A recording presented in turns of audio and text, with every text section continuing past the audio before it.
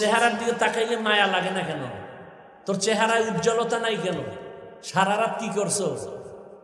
যাদের কলবের চক্ষু খোলা ওরা তোর কপালে আঙ্গুল দিয়ে বলতে পারবে তুই রাতে কি করছো। আমাদের তো কলবের চোখ খোলা নেই। যাদের কলবের চক্ষু খোলা ওরা কপালে দেখলেই বুঝো সারা রাত কি করছে। আল্লাহ সে পাওয়ার দেয়, সেই পাওয়ারের নাম কোরআনের আয়াত অনুযায়ী পাওয়ারটার নাম ফুরকান। হাদিসের ভাষা অনুযায়ী সেই পাওয়ারের নাম ফেরাসাত।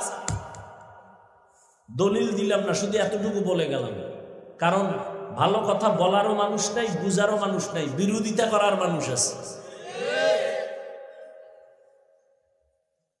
কিছু মানুষ বলবে হুজুরের এত অনেক ওয়াজ করে, কিন্তু ওনার এত লাগলো কেন মোবাইল নিয়ে?